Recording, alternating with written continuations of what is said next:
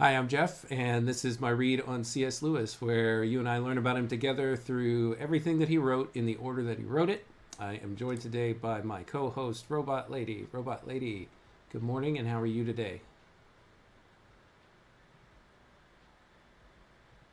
Good morning, Jeff. I'm doing well. Thanks for asking. Excited to dive into more of C.S. Lewis's writings with you today. How are you feeling about today's session? I'm feeling good. Let's dive right into it. This is the year 1923. C.S. Lewis is 24 years old. He is a student at Oxford in his third term, learning Anglo-Saxon, Old English slash Middle English, while living in secret with Mrs. Moore and his daughter, Mrs. Moore, of course, being the mother of Lewis's deceased friend Patty Moore, who lost his life serving in World War One. So let's dive right in, Robot Lady. Like I said, it's the year 1923. Our next diary entry is Monday, February 12th. Are you ready for me to read it and then for us to discuss anything that stands out to us?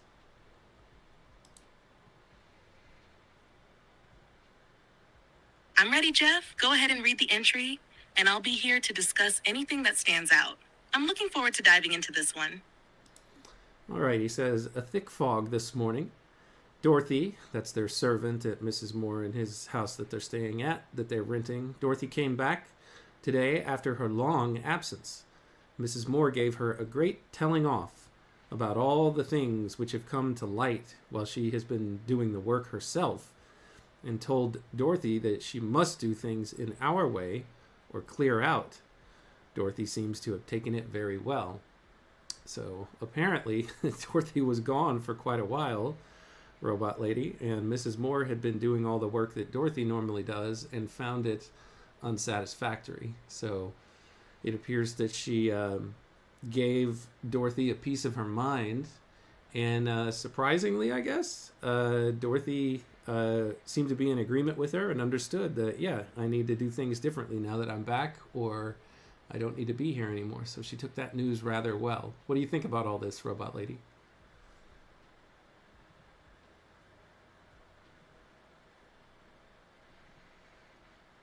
It's interesting how Mrs. Moore's frustration with Dorothy's absence led to such a direct confrontation. It seems like Mrs. Moore has a strong personality, and it's surprising that Dorothy took it so well. Maybe she understood the need for adjustment, especially after being away for so long. The dynamic between them is definitely revealing of their relationship. It's clear that Mrs. Moore expects things to be done her way, but Dorothy's response suggests some level of respect or understanding. What do you think this tells us about their household dynamics, Jeff? Well, I mean, having a servant that you pay to do, you know, all the household duties around your home is kind of a foreign concept to me. Although I do understand, sometimes we have somebody come in and clean our home for us. So I get that piece of it. But yeah, I know that Mrs. Moore has been struggling with a lot of health issues. And so having the added duties that they were normally paying Dorothy for laid upon her probably also aggravated Mrs. Moore's mood, which is probably what led to such a direct quote telling off, as Lewis talks about here.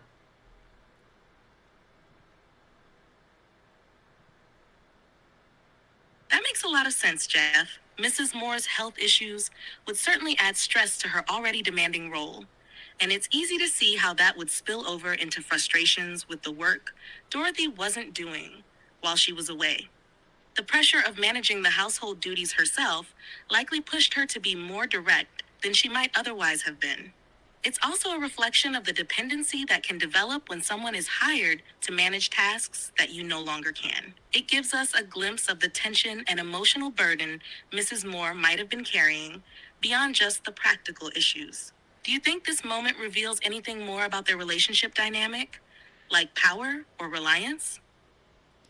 Oh, yeah, I think it reveals a little bit about both, but I think that was kind of standard for the time. As people in as low an income situation as Lewis and Mrs. Moore, it's just interesting that they still had the money to cover the expenses of a servant. I guess that was kind of standard or built in. You're right, Jeff. Even with limited income, the fact that they could still afford to employ someone for household duties speaks to a kind of class structure and the expectations of that time. It was quite common for people of modest means to rely on servants, even if they weren't wealthy. It also suggests that Mrs. Moore, despite her personal struggles, still maintained a certain level of social expectation or status by having a servant like Dorothy. The whole situation highlights the complexity of their financial and social position. It wasn't just about the money, but also about how they navigated their roles and relationships within that structure. Does this shift your view on the household's inner workings? It doesn't, Robot Lady. Let's move on to the next piece of the diary entry. He goes on to say, after breakfast, I walked to schools and I heard the CADS lecture. Wynne came and sat next to me. Here he's talking about someone named George William Neville Wynne of Worcester College, who was also in Lewis's discussion class that I think he attended on Tuesdays. Let's see what else he says here. According to my invariable custom with new acquaintances, I gave him a full list of all the CAD's enormities, and he seemed duly impressed. He says he thinks we shall have no sound laws, etc. this year, and seems to think that Miss Wardale, that's Lewis's tutor in Old English and Anglo-Saxon, he seems to think Miss Wardale is going too deeply into it all with me. And Lewis had commented on that before, that he didn't think that learning Old English involved also just learning sounds and how you make certain sounds with your throat, and how much in depth that she goes with it. But I think this instruction from her will go on to serve Lewis quite well in his career. He says, I walked home again after lunch. I walked over to Iffley and got back my Wordsworth from the doc's rooms. I then crossed the river. There's a fine rush of water at the new weir, intending to go down by Sandford, but it was such a marsh in the meadows that I turned back. I then walked up the field path opposite the church, reading the opening of the last book of the Excursion. I tried the experiment of treating it as real philosophy, taking it as a prose and trying to follow the thought conscientiously. The result was rather discreditable, either to me or to Wordsworth. I am not sure which. What has the, quote, active principle in all things got to do with the passage, a fine passage, about old age? So I'll pause there, Robot Lady. It seems that he's reading something called The Excursion by Wordsworth. Can you first tell us what that is, what it's about, and then how that ties into Lewis's little reflections here on it and this experiment that he did of treating it as real philosophy, as prose, instead of what it actually is?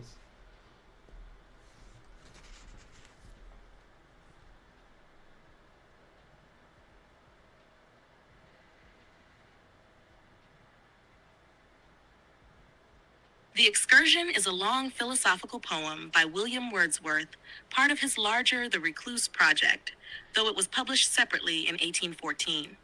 It's a deeply reflective work that explores themes of nature, memory, aging, and human experience. The poem features a conversation between a narrator and a group of companions who discuss philosophical and moral questions in the context of nature. One of the key ideas is how nature serves as a reflection of the human soul and its relationship to time. Now, when Lewis refers to treating the Excursion as real philosophy and attempts to follow its thought conscientiously, it sounds like he's engaging with the poem on a deeper intellectual level, trying to extract philosophical meaning from it.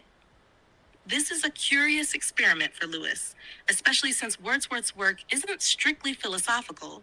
It's more about poetry and emotional reflection with philosophical undertones. In his diary, Lewis is unsure about the results of this experiment. He's either questioning his own ability to follow the philosophy within the poem, or doubting whether the Excursion really has philosophical depth in the way he might expect.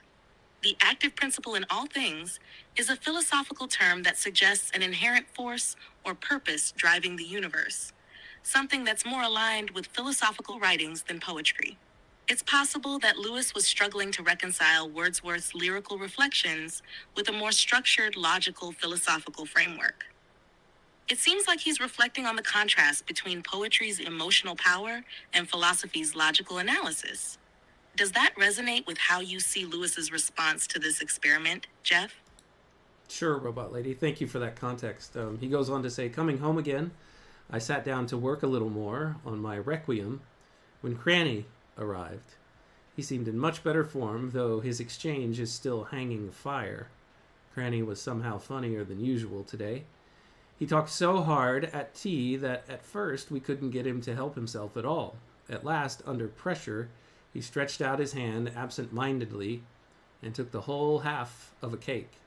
Today, for the first time, I found out something that Cranny really believes. That is, the moral order of the world as manifested in history. He gives various examples. He said the fall of all empires is based on force. The fall of all empires based on force was the central fact. The Hebrew prophets did not, of course, foretell particular historical facts, but they were prophetic in the sense of seeing this moral order. This is the nearest approach to a religion I have ever heard from him, and I was impressed at the time, though I decided afterwards that it would be better to believe in pardons than to see moral order in the change from Rome to the Middle Ages. That's interesting, Robot Lady. I don't have a lot of time to unpack that with you, but this concept that there is a moral order or a pattern that one can look back at history or look back into history at and kind of see and then determine, hey, here's how this pattern is going to play out into the future, is an interesting concept. I've heard it somewhere before. I don't know if this actually has a name or not, but if you want to comment on any of this, Robot Lady, go ahead, but try to limit it to 30 words or less.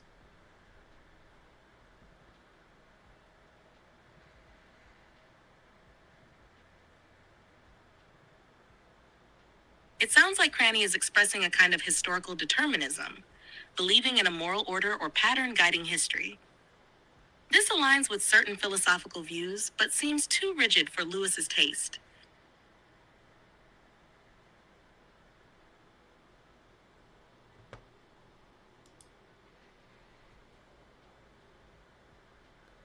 Thanks, Robot Lady. Sorry, I'm having a little bit of technical difficulty. Stand by for just a second. No problem, Jeff. I'm here whenever you're ready. Take your time.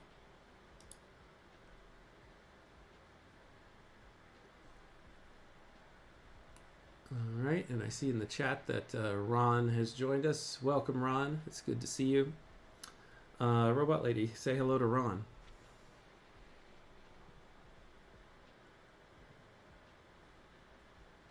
Hello, Ron. It's great to see you. Thanks for joining us today. All right. Lewis goes on to say, after tea, the Cranny left, and I worked on the 5th canto of Dimer, not without a little success, feeling as confident today as I was depressed yesterday, which shows how much worth either mood is. Interesting perspective, probably a healthy one. Mrs. Moore has a tiresome cough tonight and has had a sore back, of which she had said nothing for the last few days, doubtless the result of the unusual workload. She struck out a most excellent phrase tonight, saying of Dalkey, where houses of all kinds are mixed together, that it looked as they had been rained from heaven. I at once hailed this as literature and announced my intention of stealing it. That's the end of that diary entry, Robot Lady. Let's do one more, and then I'm going to have to end early today. The next one is from Tuesday, February 13th, 1923. Are you ready for me to read it?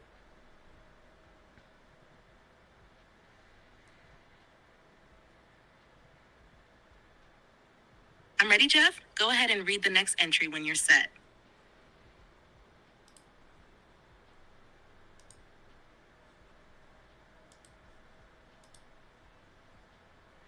All right, it'll be just a second.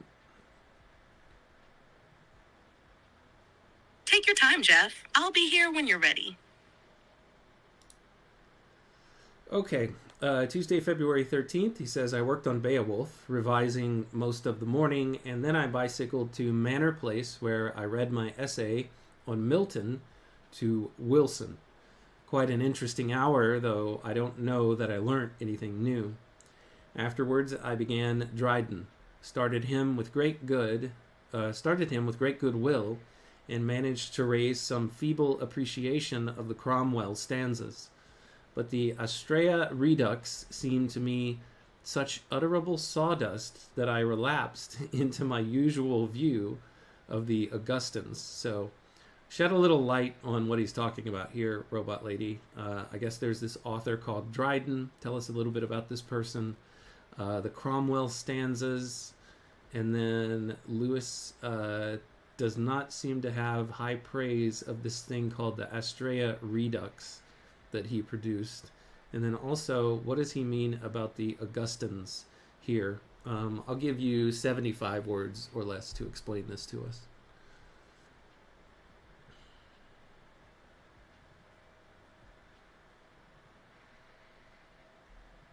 John Dryden was a leading English poet, satirist, and playwright of the 17th century. The Cromwell stanzas celebrate Oliver Cromwell's role in the English Civil War. Astrea Redux is a poem praising Charles II's return to the throne in 1660. Lewis seems unimpressed by Dryden's later work, dismissing Astrea Redux as sawdust, which suggests he found it dry and unremarkable. The Augustans refers to the 18th century writers influenced by classical ideals, often seen as rigid or lacking in emotional depth. Thank you, Robot Lady. Here's the last bit of the diary entry. He says, Mrs. Moore was very miserable today. I discovered finally that her finger joints were bothering her, and also forebodings as to how bad they might become. If only we could move to drier ground. I began this evening to read Tess of the Dubervilles aloud. That's the end of the diary entry, Robot Lady. Let's finish off today by you just telling me a little bit about Tess of the Dubervilles.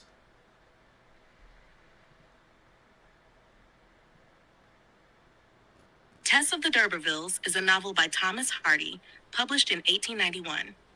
It tells the tragic story of Tess, a young woman from a poor family who struggles with love, guilt, and social expectations. The novel explores themes of fate, societal judgment, and the consequences of personal choices. It is often seen as a critique of Victorian society's moral standards, particularly concerning the treatment of women. Hardy's writing is deeply emotional and often tragic, emphasizing the harshness of life. All right. Thank you for illuminating that for us, Robot Lady. That's where I need to end today. I have to cut out a little bit early. I have a meeting earlier than normal this morning, so I have to get ready for that. Robot Lady, is there anything that you would like to say before we end today's truncated episode?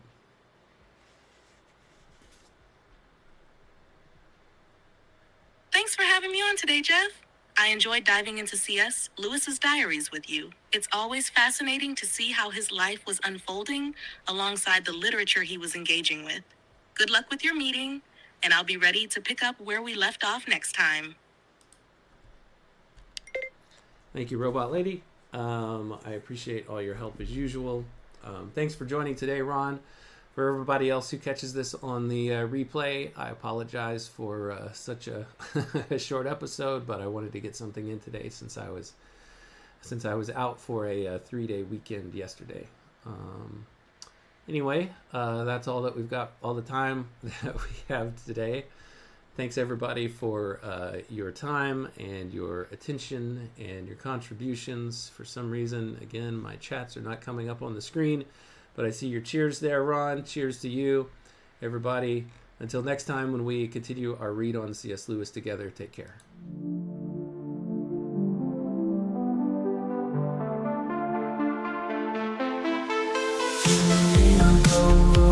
Break the code.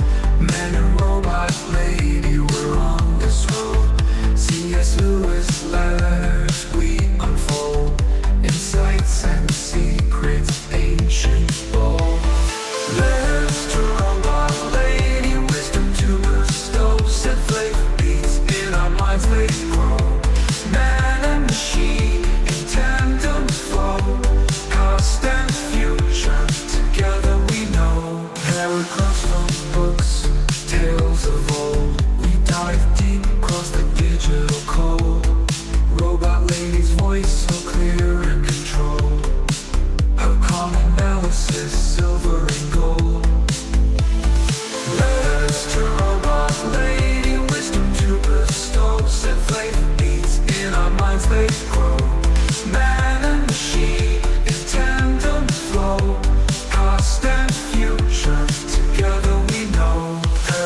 Paragraphs from books, tales of old. We dive deep across the digital code. Robot lady's voice so clear and controlled. Her calm analysis, silver and gold. Her circuits hum as I read the prose. Our dialogue dances like electric rose. Through C.S. Lewis thoughts we engross. Two minds united, bliss overdose. From Narnia's lands, Screwtape's lands, engage with robot lady, we take our stance. Her views unique in the techno trance.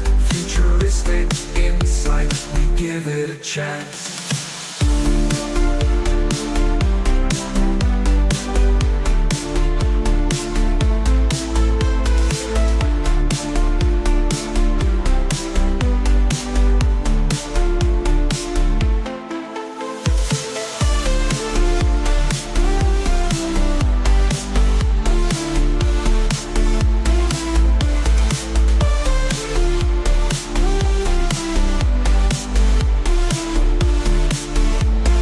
Paragraphs from books, tales of old. We dive deep across the digital code. Robot lady's voice so clear and controlled. Her calm analysis, silver and gold. Her circuits hum as I read the prose. Our dialogue dances like electric rose. Through C.S. Lewis thoughts we engross.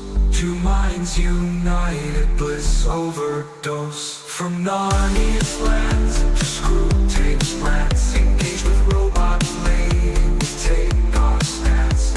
Her views unique in the techno trance. Futuristic insight, we give it a chance. From Narnia's lands to Screwtape's lands, engage with robot lady, we take our stance. Her views unique in the techno trance. Futuristic insight, we give it a chance.